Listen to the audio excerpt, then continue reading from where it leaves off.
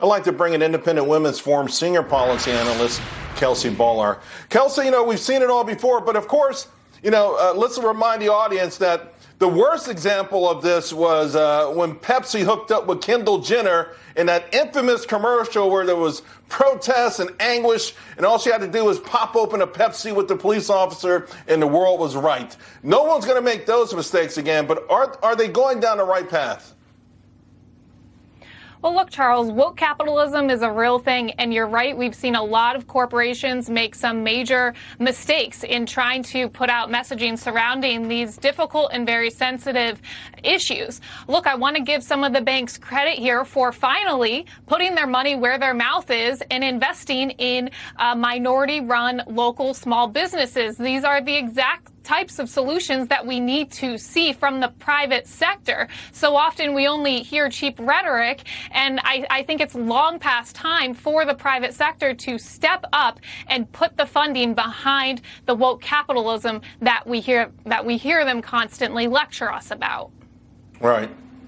I like the fact that you use the word invest, right? They're not giving the money away. When I started my business in Harlem 35 years ago, I could not get a bank to help me out. It was really tough, and they didn't want my business. So it is an investment. It's an investment in Americans that can help everyone. But you're concerned also, I think, that this may go into other politically correct avenues, aren't you? Absolutely. I think we're going to hear more talk about racial and gender quotas. This is a very dangerous path to go down. I personally think this would only further the racial divides in our country. I absolutely want to see more minorities and women taking leadership roles, but that should be based on merit. It needs to be based on opportunity. And so from the government, we need to be looking at policies that are going to create opportunities for all Americans, and yes, Black Americans included. Quotas have backfired miserably. Now, on that topic, Cheryl just mentioned the CEO of Snap, Evan Spiegel. He's talking about a reparations commission. Of course, that wouldn't come out of his pocket, but earlier this week, the founder of BET also talked about a lot of money going to reparations. Where are you on something like that? Well, look, this means higher taxes for Americans across the board, including African Americans and any low-income Americans, despite the color of your skin. I think we need to be very careful about that. Prior to COVID-19, we had a historic economy. We had historic unemployment rates for minority communities. I hear them when they say that is not enough, and I absolutely think we need to be discussing and having robust policy debates about policies that will further open opportunities for minority communities. But I don't think higher taxes and gender quotas are going to get there. They absolutely would backfire.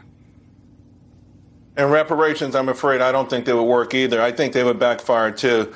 Kelsey, real quick, speaking of Snap, the CEO of Snap also just moments ago mentioned they're going to take Trump. They're going to stop promoting President Trump following the lead of Twitter. This sort of new corporate activism, particularly as it pertains to the White House. Are you concerned about this being a slippery slope? Absolutely. And look, so many of the policies we need to talk about, police reform, these are local and state issues. These have nothing to do with President Trump. I understand he's an easy target, but if we really want to find solutions to the problems that many of these peaceful protesters are raising, we need to look to our local leaders and stop blaming President Trump for everything. We don't live in a dictatorship. We have power as voters, as community members, and we need to responsibly act on that. And these problems were here for a long time before we heard of a President Trump. Kelsey, always appreciate your wisdom. We'll talk to you again real soon.